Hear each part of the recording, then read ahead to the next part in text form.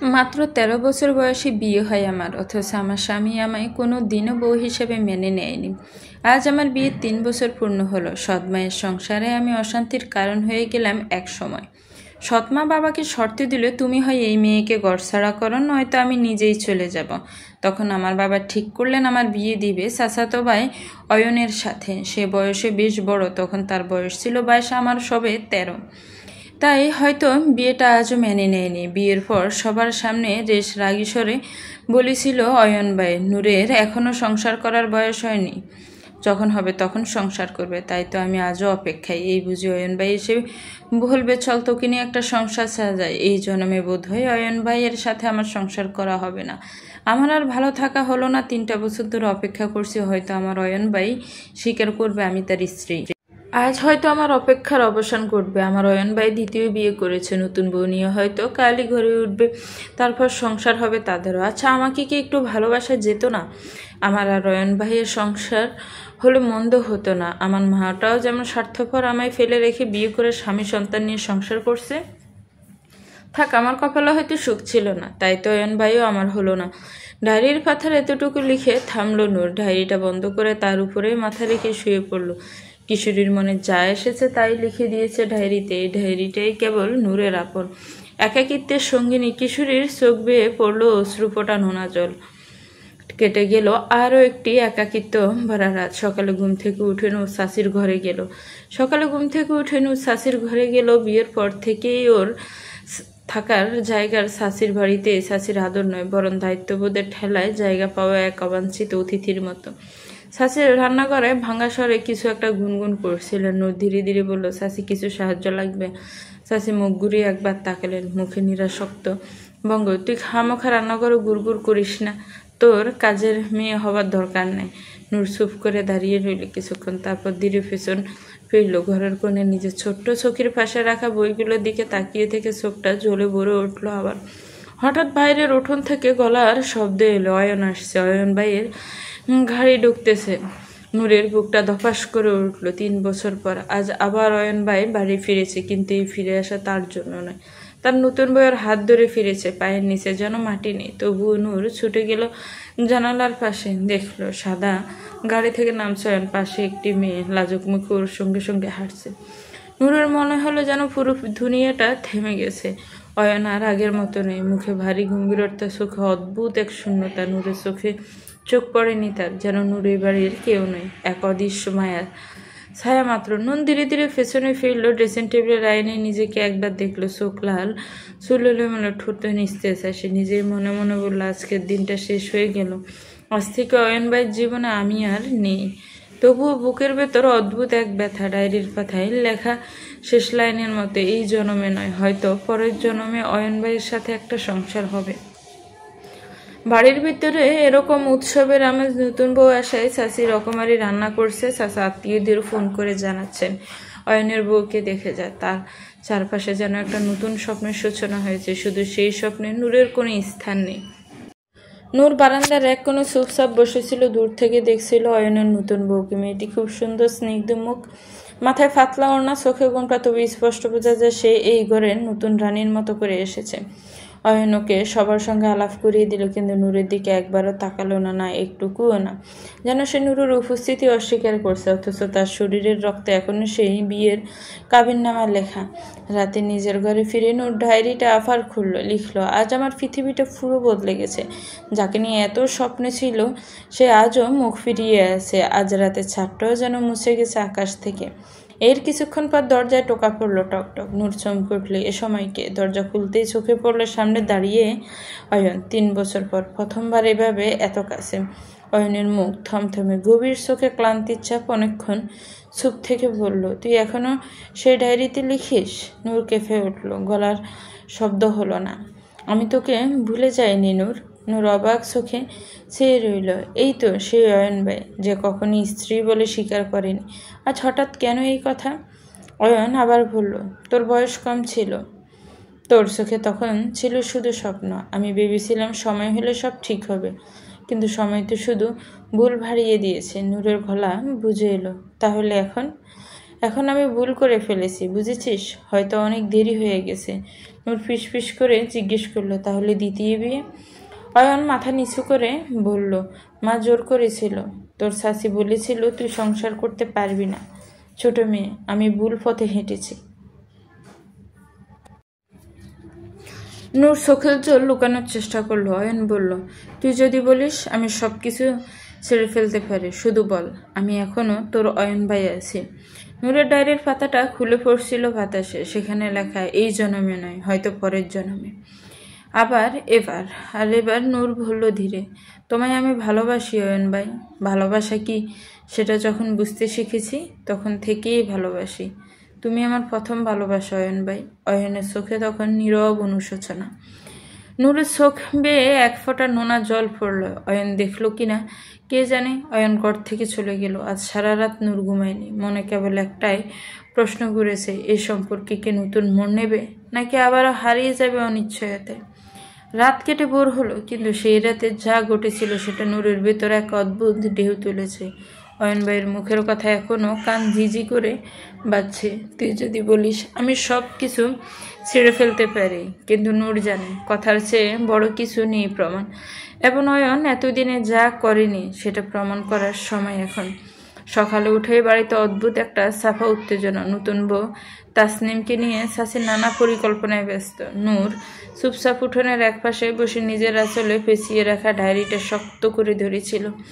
এমন সময় তাসনিম এসে তার পাশে বসে পড়ল। নূর একটু চমকে উঠলেও কিছু বলল না। তাসনিম ধীরে বলল, তুমি নূর, তাই না? নূর মাথা নেড়ে হ্যাঁ বলল। আমি জানি তোমার আর অয়নের বিয়ে হয়েছিল। আমায় বলা হয়েছে তুমি শুধু নাম কাওয়াস্তি স্ত্রী। নূর কিছু বলল না। কথার তীর যেন বুকে বিচ্ছে। তাসনিম আবার বলল, আমি বুঝি ওর মন কোথায় আটকে আছে। প্রথম দিনেই বুঝে গেছি। আমি হয়তো কেবল দায়িত্ব, আর তুমি? তাসনিম মুখ তুলে নূরের চোখে চোখ রাখলো। তুমি ওর না বলা ভালোবাসা। নূরের চোখ ভিজে উঠল, কিন্তু অবাক হয়েছিল যে মেয়েকে নিজের প্রতিদ্বন্দ্বী ভেবেছিল সেই আজ এমন নির্ভীক ও নির্লিপ্তভাবে সত্যি স্বীকার করেছে। তাহলে তুমি? আমি ফিরে যাব। আমি কোনো ঘরে থাকতে চাই না যেখানে আমার অস্তিত্বই কারো মনে নেই। এই বলে তাসনিম উঠে চলে গেল। নূর বোকার মতো দাঁড়িয়ে রইল। তারপর দুপুরে হঠাৎ এক অভাবনীয় ঘোষণা। অয়ন সবার সামনে এসে দাঁড়ালো। চাচা, তাসনিম, নূর সবাই উপস্থিত। আমি একটা কথা বলবো। চাচা কপালে বাজ ফেললেন। চাচি কেমন খচখচে মুখ করলেন। 3 বছর আগে আমার বিয়ে হয়েছিল নূরের সঙ্গে। ছোট ছিল, মেনে নেইনি, ভুল ছিল সেটা। আজ আমি সেই ভুল শোধরাতে চাই। সবার চোখ বড় বড় হয়ে গেল। চাচি তো মুখে হাত দিয়ে বসে পড়লেন। অয়ন তাসনিমের দিকে তাকিয়ে বলল, তুমি যদি অনুমতি দাও আমি আজই তোমাকে ডিভোর্স দিয়ে নূরকে আমার স্ত্রী হিসেবে সমাজের সামনে আনবো। তাসনিম মৃদু হেসে বলল, আমি তো অপেক্ষাতেই ছিলাম তুমি কবে নিজের ভালোবাসাকে প্রাধান্য দেবে। নূরের চোখ থেকে টপ টপ করে জল পড়ছিল। এবার আর লুকানোর চেষ্টা করলো না। অয়ন কথাটা সহজভাবে বললেও তার মা বাবা সেটা সহজভাবে নেয়নি। অয়নের মা আয়েশা রাগী স্বরে বলল, বিয়েটা কি ফুতুল খেলা অয়ন? 2 দিন হলো না বিয়ে, তুই বলছিস ওকে ডিভোর্স দিবি? আমাদের মান সম্মানের কথাটা ভাবলি না তুই? সমাজে মুখ দেখাবো কি করে? আমি সমাজের পরোয়া করি না। নূরের সাথে সংসার করতে হলে আমায় যদি সমাজের নিয়ম ভাঙতে হবে তবে আমি তাই করব। রাতে যখন নূর বারান্দায় বসে অন্ধকারে তাকিয়েছিল তখন বুঝতে পারলো তার পিছনে কেউ এসেছে। নূর তাকাতেই অয়ন বলল, তুই শুধু বল, আমার পাশে থাকবি? নূর কাঁপা গলায় বলল, আজ আর কিছু বলবো না, শুধু চুপচাপ তোমার পাশে বসে থাকবো। অনেক বছর পর আজ মনে হচ্ছে আমি সত্যিই তোমার স্ত্রী। নূর ফুফিয়ে কেঁদে উঠল। অয়ন নূরকে ঝাপটে ধরে নূরের মাথায় হাত বুলিয়ে দিল। আকাশে তখন পূর্ণিমার চাঁদ। নূর জানে তার ভালোবাসা আজ সত্য। কেটে গেছে আরো 2 দিন। ছুটন্ত বিকেলের হালকা বাতাসে অয়নের বাড়িতে অদ্ভুত এক কড়া অশান্তি ছড়িয়ে আছে। আত্মীয় স্বজনের ভর্তি গ্র্যান্ড হল রুম। সবাই গম্ভীর মুখে বসে আছে। আজ সবার ডাক পড়েছে জানার জন্য নতুন সেই সমস্যার সমাধান কি হবে। অয়ন ঠোঁটে অজানা এক বিষণ্ণ হাসি নিয়ে উঠে দাঁড়ালো। চোখের কোণে ম্লান গ্লানি, ঠোঁটে এক অদ্ভুত কম্পন। সে জানে আজ সবকিছুই বদলে যাবে। সবার দৃষ্টি তার দিকে। গলায় দৃঢ়তা নিয়ে অয়ন বলল, আমি তাসনিমকে ডিভোর্স দিতে চাই। কিছুক্ষণ স্তব্ধতার পর একে একে ছুটে এলো কাটা ছাড়া প্রশ্ন, কেন অয়ন? 2 দিনও হয়নি বিয়ের, এখনো এসব কথা বলছো কেন? অয়ন ধীরে অথচ নিশ্চিন্ত স্বরে বলল, আমি 3 বছর আগে প্রথম বিয়ে করেছি। এতদিন আমি নূরকে স্ত্রী হিসেবে মেনে নিইনি, কিন্তু আজ এই মুহূর্ত থেকে আমি নূরকে আমার স্ত্রী হিসেবে গ্রহণ করছি। এক নিমিষেই হলরুম নিস্তব্ধ হয়ে গেল। পাশাপাশি অয়নের মা আয়েশা বেগম চোখ কপালে তুলে চেঁচিয়ে উঠলেন, তুই কি বললি অয়ন? নূর, ওর সাথে তুই সংসার করবি? 3 বছর মেনে নিস না, আর এখন হঠাৎ এই সিদ্ধান্ত কেন? তার কণ্ঠে ক্ষোভ, হতাশা, অবিশ্বাস সব মিলেমিশে একসাথে বাঁচতে লাগলো। নাটক করছিস?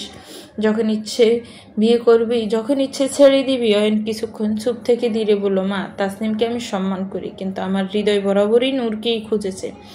আমি আর নিজেকে প্রতারণা করতে পারছি না। আজ আমি নূরকে আমার করে নিচ্ছি। নূরের হৃদস্পন্দন যেন কানে কানে ভেজে উঠল, হাত কাঁপছে, চোখ ভিজে উঠেছে, মনে প্রশ্ন ঘুরপাক খাচ্ছে। এতদিন কেউ মেনে নেয়নি তাকে, এখন দ্বিতীয় বিয়ের পরেই কেন স্ত্রী হিসেবে মানতে চাইছে অয়ন ভাই? অয়ন ফিসফিস করে বলল, সত্যি বলছি, আমি শুধু তোমার জন্য এসেছি নূর, আর কারোর জন্য নয়। আয়েশা বেগমের রাগ তখনও থামেনি। হলরুম আবার কেঁপে উঠল তার তীব্র কণ্ঠে, তাসনিম, তুমি কিছু বলছো না কেন? তাসনিম ধীর কণ্ঠে বলল, ক্ষমা করবেন শাশুড়ি আম্মা, আমি চাই না অয়ন তার ভালোবাসাকে বুকে চেপে রেখে বাঁচুক। আর কারোর কিছু বলার থাকলো না। নূরের বাবা সিরাজ যেন বাকরুদ্ধ, অয়নের বাবা আমজাদও নিরুত্তর। সারা হলরুম জুড়ে থমথমে নিস্তবতা নেমে এলো। অবশেষে তাসনিম আর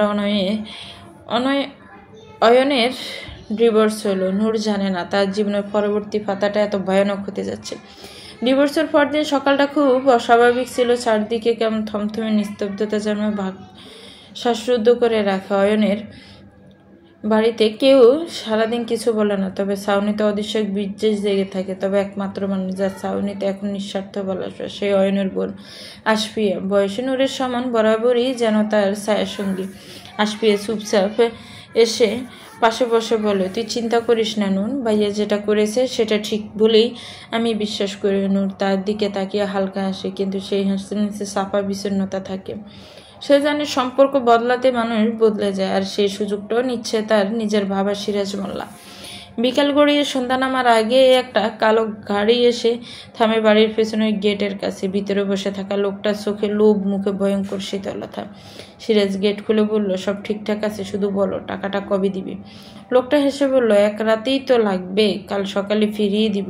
টাকাটা রাত 12টার মধ্যেই দিয়ে দিব, আর অ্যাকাউন্টে। সিরাজ মাথা নাড়িয়ে ঘরে ফিরে নূরকে ডাকে, তোকে তোর খালার বাড়ি পাঠাতে হবে কিছুদিনের জন্য। গাড়ি এসে গেছে, তৈরি হয়। নূর অবাক, হঠাৎ খালার বাড়ি কেন? সিরাজ কড়া গলায় বলে, প্রশ্ন না করে যা বলছি সেটা কর। আশফিয়া এসে পড়ে, কিন্তু হঠাৎ এমন কি হলো? আর ভাইয়াকে না বলে এভাবে? সিরাজ সে থাকে চোখে আগুন নিয়ে, বড়দের ব্যাপারে তোমার কথা বলার দরকার নেই। নূরের মন বলছে সব কিছু ঠিকঠাক নয়। সে আশফিয়ার চোখে তাকায়, আর একটা অদৃশ্য সংকেত আদান প্রদান হয়। তবু সে চুপচাপ ব্যাগ গুছিয়ে নেয়। গাড়ি চলে যায় এক অজানা ঠিকানার দিকে। আর তখনই অনয়ার মুখে মোবাইলে ভাইব্রেট করে ওঠে অপরিচিত নাম্বার। ভাই, আমি দারোয়ান কাদের। আজ বিকেলে একটা কালো গাড়িতে নূর আপাকে তুলে নিয়ে যাওয়া হয়েছে। রাত প্রায় 12টা। গ্রামের শেষ প্রান্তে পড়ে থাকা এক পুরনো গুদামঘর, অন্ধকার, শূন্যতার। হঠাৎ কুকুরের ডাকে গা চমচম করে ওঠে। নূর কোনাকুনি আলোয় বসে আছে মাটিতে, চোখে মুখে আতঙ্ক জমে আছে, গলার কাছে কান্না আটকে আছে বহুক্ষণ। তার হাত বাঁধা। পেছন থেকে দরজা ঠেলেই ঢুকে একজন গলা ছড়িয়ে বলে, কাল সকালে সব শেষ হবে, বুঝলি? আর একটু ধৈর্য ধর। নূর চোখ তুলে তাকায়। এই লোকগুলো কারা ঠিক জানে না সে, তবে সে জানে এই দুঃস্বপ্নের শুরু তার বাবার সেই বিকেলের কথোপকথন থেকে। অন্যদিকে অয়ন অস্থির, মোবাইল কানে ধরে বারবার কথা বলছে লোকজনের সঙ্গে, ঠিকানা কিছুই করতে পারেনি। গাড়ির নাম্বার, গেটম্যানের কথার উপরে ভরসা করতে হবে। আশফিয়া এসে পাশে দাঁড়ায়, কাঁপা গলায় বলে, ভাইয়া আমি ভয় পাচ্ছি, ওর কিছু হয়ে যাবে না তো? অয়ন চোখ মুছে বলে, ওর কিছু হলে আমি নিজেকে ক্ষমা করতে পারবো না। অবশেষে গাড়ি থামে সেই পুরনো গুদামের কিছু দূরে। অয়ন সঙ্গে এনেছে আরো লোকজন, ঘনিষ্ঠ সহকর্মী আর লোকাল বন্ধু। হাতে টর্চ, পকেটে লুকোনো পিস্তল। সে ফিস করে বলে, চুপ করে কাজ করবি, নূরকে বের করতে হবে কোনো ঝামেলা ছাড়াই। তারা ধীরে ধীরে এগিয়ে যায়। গুদামের পিছনের দরজায় দাঁড়ানো লোকটা আচমকা ঘুরতে অয়ন তাকে চুপচাপ মাথায় আঘাত করে। লোকটা অজ্ঞান। ভেতরে ঢুকে কানে আসে ফিসফিস আওয়াজ, কাল সকালেই শেষ করে দিবি। এই মুহূর্তে অয়নের চোখে আগুন। সে পেছন থেকে গিয়ে একজনকে কাবু করতে থাকে নিঃশব্দে। ততক্ষণে পুলিশ এসে পৌঁছায়। অয়ন শেষে গিয়ে দাঁড়ায় নূরের সামনে। মেয়েটা হতভম্ব, চোখ জ্বলে উঠেছে অশ্রুতে। অয়ন তার মুখ চেপে ধরে ফিসফিসিয়ে বলে, শান্ত থাক, আমি এসেছি, তুই এখন নিরাপদ। নূর কিছু বলতে পারে না, শুধু কাঁদে। অয়ন তার হাতের দড়ি কেটে দেয়, শক্ত করে জড়িয়ে ধরে। তুই ভাবছিস আমি আসবো না? আমি তো তোকে ছেড়ে থাকতে পারি না নূর। নূর ফুফিয়ে কেঁদে উঠে, তুমি সত্যি এসেছো অয়ন ভাই? আমি ভেবেছিলাম আমার জীবনের দরজা সব বন্ধ হয়ে গেছে। অয়ন বলে, তুই আমার নূর, আমার নূর ফুল তুই। তোর জন্য আমি আসবই। রাত ফুরায়, গাড়ি ছুটে চলে অন্ধকার ছিন্ন করে। পেছনে রয়ে যায় সেই গুদামঘর, গুন্ডারা আর ভাঙ্গা স্মৃতি। গাড়ির কাছের বাইরে নিঃশব্দ রাত। মাঝে মাঝে হেডলাইটের আলোয় রাস্তার পাশে ছায়ারা পালায়, ঠিক যেমনটা নূরের জীবনের মানুষগুলো পালিয়ে গেছে বারবার। নূর সিটে ঘা গুটিয়ে বসে, কান্নায় তার গলা শুকিয়ে গেছে, ফর্সা মুখটা লাল হয়ে আছে, চুলগুলো এলোমেলো। অয়ন তার পাশে বসে হাতে চেপে ধরে আছে নূরের হাত। কোমল স্বরে মাথায় হাত বুলিয়ে বলল, কিচ্ছু হয়নি নূর, কাঁদছো কেন? তোমার অয়ন ভাই তো আছে। নূরের গলা কাঁপে, চোখের ভেতর অসহায় শিশুর মতো এক প্রশ্ন, বাবা আমার সাথে এমন করলো কেন? অয়ন ভাই কেন করলো বলো না? আমি কি এমন করেছিলাম? অয়ন মুখ ঘুরিয়ে নেয়। নূরের চোখে চোখ রাখা যায় না তার পক্ষে। সেই চোখে প্রশ্নের থেকেও বেশি ছিল বিশ্বাসভঙ্গের বেদনা। বাড়ি চল, তুই শান্ত হ, সব বলবো, সব। আজ তোর জীবন একটা নতুন মোড় নেবে। নূরের কানে কথাগুলো পড়ে ঠিক যেন শূন্যতায়। নতুন মোড় মানে? আর কত মোড় অয়ন ভাই? আমি তো আর পারছি না। অয়ন এবার সত্যি নূরকে শক্ত করে জড়িয়ে ধরে। তার কণ্ঠে ছিল এমন দৃঢ়তা যা নূর কখনো অনুভব করেনি। তুই তোর জীবনের জায়গায় আসছিস নূর, আর কেউ তোকে ছুঁয়ে দেবে না, আর কেউ তোকে তুলে নিয়ে যাবে না, কারণ তুই কারো করুণা না, তুই আমার গর্ব নূর। সেই রাতে বাড়িতে পৌঁছানোর পর আয়েশা বেগম দরজা খুলে দেয়। আসফিয়া ছুটে এসে জড়িয়ে ধরে বলল, তুই ভালো আছিস তো? ওরা কিছু করেনি তো নূর, বল। নূর মাথা নাড়ল, মুখে কোনো কথা নেই, শুধু চোখে এক অপার ক্লান্তি। আয়েশার চোখেও সেই রাগটা দেখা যাচ্ছে না। আসফিয়া নূরকে অয়নের রুমে নিয়ে যায়। অয়ন আদেশের স্বরে আসফিয়াকে বলে, নূরকে ফ্রেশ করিয়ে খাবার খাইয়ে দে। আসফিয়াও ভাইয়ের কথা মতোই কাজ করল। অয়ন তখন বাবার ঘরে সামনে দাঁড়িয়ে, দরজা খোলা, ভেতরে আলো জ্বলছে। আমজাদ সাহেব এক চোখে তাকান ছেলেকে দেখে। অয়ন ধীরে বলে, আপনার ভাই সিরাজ মোল্লা নূরের আপন বাবা নন, এটা আপনি জানতেন, কিন্তু চুপ ছিলেন কেন?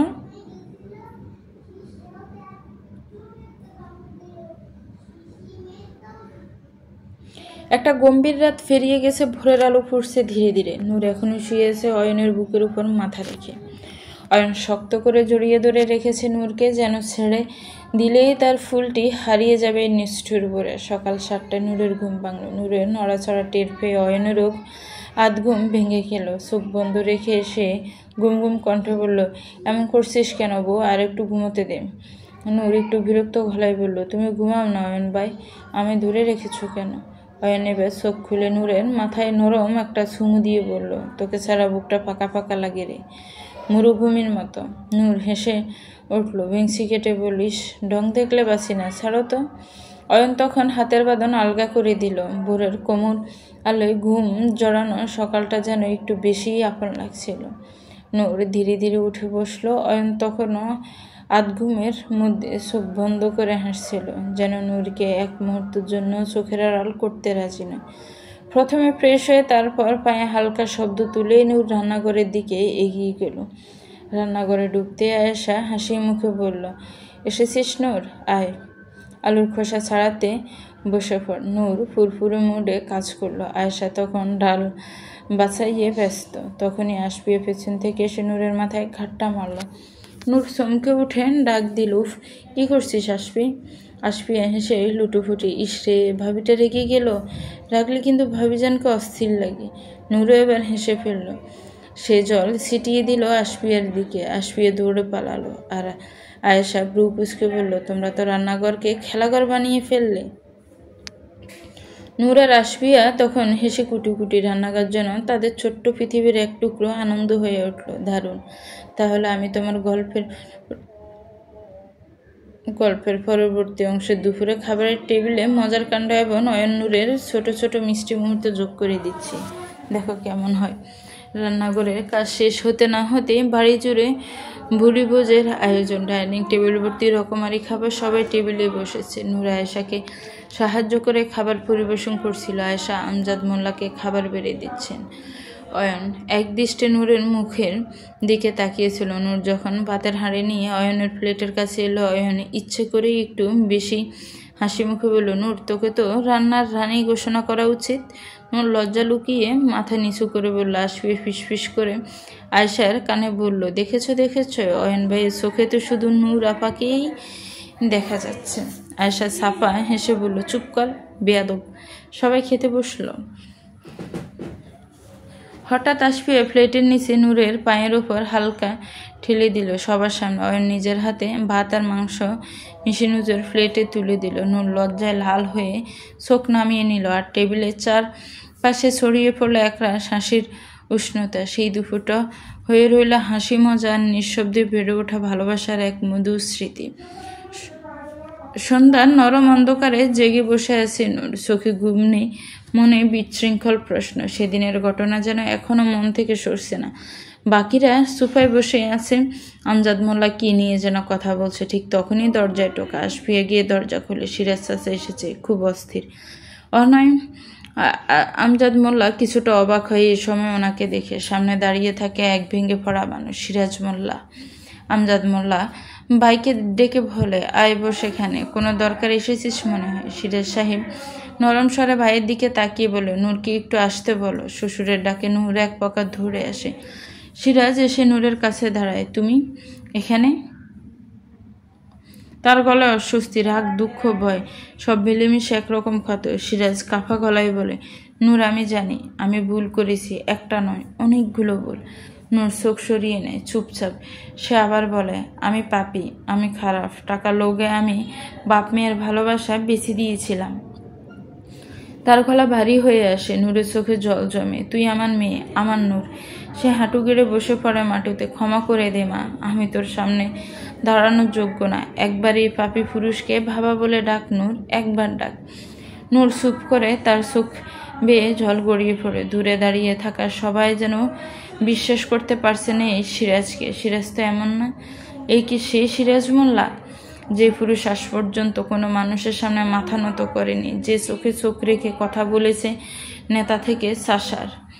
সে আজ নিজের মেয়ের সামনে মাথা নত করে দাঁড়িয়ে আছে, কণ্ঠ জড়ানো, চোখের কোণে অনাহুত জল। তিনি বলছেন, মাফ করে দে মা, তোর বাবার ভুল হয়েছিল।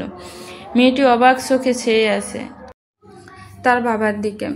সারা জীবন যে বাবাকে পাহাড়ের মতন অবিচল দেখেছে, আজ তাকেই যেন নরম মাটির মতো ভেঙে পড়তে দেখছে। হয়তো এটাই রক্তের টানে পড়া এক অদৃশ্য ভালোবাসার বন্ধন, যা হাজার অহংকারও ভেঙে দিতে পারে। বাবার মেয়ের মাঝখানে আজ শুধু নিঃশর্ত ভালোবাসার নিষ্কৃত স্বীকৃতি। নূরা দাঁড়িয়ে থাকতে পারল না, বাবার বুকে ঝাঁপিয়ে পড়ে ফুঁপিয়ে কেঁদে ওঠে। সে সাথে সিরাজও। আমজাদ মোল্লা চোখের কোণে এক ফোঁটা পানি জমে, তবে ঠোঁটে তৃপ্তির হাসি নিয়ে বলল, এই সিরাজকেই তো আমি চেয়েছিলাম। তখনই দরজায় কেউ কলিং বেল বাজায়। আয়েশা দরজা খুলে কাউকে পায় না, শুধু পড়ে আছে একটা চিঠির খাম। আয়েশা চিঠিটা স্বামীর কাছে দেয়। আমজাদ চিঠি খুলে জোরে জোরেই বলল, প্রিয় মোল্লা পরিবার, পুরনো প্রতিশোধের খাতা আমি আবার খুলেছি। এই মোল্লা পরিবারের কেউ থাকবে না। খুব শীঘ্রই মোল্লাবাড়ির উঠোনে রক্তের স্রোত বইবে। সেই রক্তে গোসল করব আমি। ইতি তোমাদের শুভাকাঙ্ক্ষী। এক মুহূর্তের মধ্যে গোটা বাড়িটা থমথম হয়ে উঠল। গম্ভীর নীরবতায় চারপাশ জমে আছে, আর সেই নীরবতার ভেতর আমজাদ মোল্লার প্রাণ খোলা বিকট হাসিটা যেন কেমন ভৌতিক শোনালো। আয়েশাও বুঝি কিছুটা আজ করতে পেরেছে এই অদ্ভুত হাসির মানে। হঠাৎ সিরাজ মোল্লা অয়নকে ডেকে বলল, বাবা, তোর ফুফুকে ফোন কর, বল কাল যেন বাড়িতে আসে, কতদিন হলো দেখা হয় না।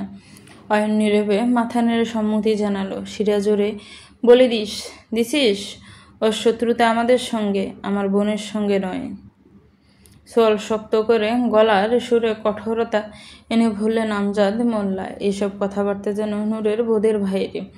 পাশাপাশি আসপিয়ার সঙ্গে চোখাচোখি হচ্ছে বটে, কিন্তু দুজনের চোখে দোয়াশা, কিছুই স্পষ্ট নেই। এর মাঝে আমজাদ মোল্লা গিয়ে সোফায় বসলেন, সবাইকেও বসতে বললেন।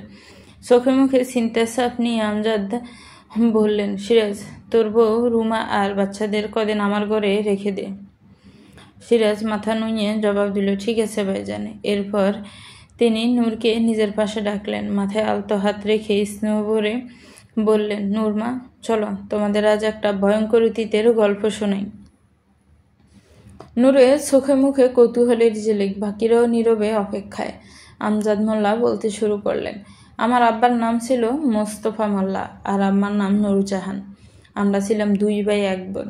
আমি সিরাজ আর শাহানা। আমাদের আব্বার মাছের আড়ত ছিল। সেই ব্যবসার তার ফাটনা ছিল তার বন্ধু শাহিন। বহু বছর ধরে তারা একসাথে কাজ করতেন। আমার আব্বা ছিলেন একেবারে সৎ ও নীতিবান মানুষ। অন্যের পাশে কখনোই দাঁড়াতেন না, তা যত কাছের মানুষই হোক। এলাকার মানুষও তাকে সম্মানের চোখে দেখত, কিন্তু সেই বিশ্বাসের সুযোগ নেয় শাহিন। আড়তের আড়ালে সে চালাতো কালো বাজারিস। শুধু তাই নয়, সে শিশু পাচারের সঙ্গে যুক্ত ছিল। একদিন আব্বা সেটা ধরে ফেলেন। তিনি প্রথমে তাকে সাবধান করেন, কিন্তু শাহিন অপরাধের পথ থেকে পেরে না। শেষমেশ আব্বা পাড়া প্রতিবেশী ডেকে বিচার ডাকেন। জনসমক্ষে শাহিনের কুকর্ম তুলে ধরেন। অপমানের ঘায়েল হয়ে সেদিন রাতে শাহিন আত্মহত্যা করে। শাহিনের একটি ছেলে ছিল, নাম জালাল। শাহিন মারা যাওয়ার পর আব্বা তাদের পরিবারের খরচের দায়িত্ব নিতে চেয়েছিলেন, কিন্তু তারা তা প্রত্যাখ্যান করে। এরপর কেটে যায় কয়েক বছর। আমাদের চোখের মণি ছিল শাহানা। কেউ জানতো না প্রতিশোধের আগুন জালালের ভিতরে ক্রমশ ধাউ ধাউ করে জ্বলছিল। কিছুদিন পরেই শাহানা প্রেমে পড়ে জালালের। জালাল শাহানাকে প্রেমের জালে ফালিয়ে বিয়ে করে। আব্বা এই ধাক্কা সইতে পারেননি, স্ট্রোক করে মারা যান। তার কিছুদিন পর আম্মাও চলে যান। আমরা শাহানার সিদ্ধান্ত মেনে নিই। জানতে পারি শাহানা মা হতে চলেছে, কিন্তু জালালের ভিতরে প্রতিশোধ এখনো জীবিত। সে তার মেয়ে সন্তানকে মেনে নিতে পারেনি, শুধু বলেছিল ছেলে চাই, ছেলে মেয়ে না। জালাল শাহানাকে বলেছিল, এই মেয়েকে হয় বিক্রি করে দে, নয়তো আমি মেরে ফেলবো। শাহানা ভয় পেয়ে সেই ছোট্ট শিশুকে আমাদের হাতে তুলে দেয়। কেঁদে বলেছিল, ভাইজান, ও যেন কোনোদিন না জানে আমি ওর মা। সিরাজ সেই শিশুকে নিজের কোলে তুলে নেয়। তার নাম রাখি নূর। কপালে চুমু দিয়ে বলে, আমার আম্মা ফিরে এসেছে। নূরজাহান হয়ে নয়, নূর হয়ে। এরপর সিরাজের বিয়ে হয় রুমার সঙ্গে। এতটুকু বলে থামলেন আমজাদ মোল্লা। অয়নের দিকে তাকিয়ে মৃদু হেসে বললেন, সেদিন রাতে তুই জানতে চেয়েছিলি না? সিরাজ নূরের ভাবা নয়, জেনেও আমি চুপ ছিলাম কেন? আমি চুপ ছিলাম আমার বোনের জন্য। ঘরে নেমে আসে নিস্তব্ধতা। নূরের চোখ ভিজে উঠেছে, কিন্তু সে কাঁদছে না, কষ্টের ভারে বাকরুদ্ধ। চোখের পানি গড়িয়ে পড়ছে গাল বেয়ে। নীরবে, নিঃশব্দে। আমজাদ আবার মুখ খুললেন, জানিস কে কিডন্যাপ করেছিল নূরকে? ওর নিজের বাবা জালাল। উদ্দেশ্য ছিল মেরে ফেলা। অয়ন সেদিন আমাকে গাড়ির নাম্বার বলেছিল। খোঁজ নিয়ে দেখি সেটা জালালের গাড়ি, আর তার দৌড়গ্রামে একেবারে শেষ প্রান্তে গোদাম পর্যন্ত। আমি তখন অয়নকে ওখানেই পাঠাই। দোষ সিরাজের নয়। সে ভেবেছিল হয়তো তার বাবা ভুল বুঝেছে, কিন্তু জালালের উদ্দেশ্য ছিল অন্য, প্রতিশোধ। সে সিরাজকে টাকার লোভ দেখিয়ে নূরকে তুলে নিয়েছিল। এই বলে দীর্ঘশ্বাস ফেললেন আমজাদ মোল্লা। আয়েশা চোখ ভিজে উঠেছে। নিজেকে ভীষণ স্বার্থপর মনে হচ্ছে, কেননা তিনিই তো ছেলের বিয়ের আয়োজন করেছিলেন সেই নূরকে ফেলে। সিরাজ উঠে এসে নূরকে বুকে জড়িয়ে নিলেন। তখন আর নিজেকে সামলাতে পারল না নূর। শিশুর মতো চিৎকার করে কেঁদে উঠল। কান্নার মাঝে বলতে লাগলো, বাবা, তুমিই আমার বাবা না? বলো না। সিরাজ চোখের পানি মুছতে মুছতে বললেন, শুধু জন্ম দিলে বাবা হওয়া যায় না রে মা। আমি তোকে জন্ম দিইনি, তবু তুই আমার মেয়ে, আমিই তোর বাবা। নূরের কান্না যেন আর থামেই না। সবার সামনে কঠিন হৃদয়ের আমজাদ মোল্লা চোখ মুছলেন। গলায় দৃঢ়তা এনে বললেন, নূরকে আমরা একটা পরিবার দিতে পারিনি, তবে একটা সংসার অবশ্যই দেব। আর তার জন্য যদি 1000টা প্রাণও নিতে হয়, তবুও আমি প্রস্তুত। ঘরে তখন ঘন নীরবতা। হঠাৎ আসপিয়া গলা তুলে বলল, আব্বা, আপনার যদি নূরকে এতদিন ভালোবাসেন, তাহলে অয়ন ভাইকে আরেকটা বিয়ে দিলেন কেন? তো ভিউয়ার্স, গল্পটা কেমন লেগেছে একটি কমেন্টস করে জানাবেন। গল্পটা ভালো লাগলে একটি লাইক করবেন, গল্পটাকে শেয়ার করবেন। আর আমার চ্যানেলটাকে প্লিজ সাবস্ক্রাইব করবেন। যারা অলরেডি সাবস্ক্রাইব করে রেখেছেন তাদেরকে অনেক অনেক ধন্যবাদ। ভালো থাকবেন, সুস্থ থাকবেন, আমার চ্যানেলের সাথেই থাকবেন। নতুন নতুন অনেক গল্প পাবেন ইনশাল্লাহ। আল্লাহ হাফেজ, আসসালামু আলাইকুম।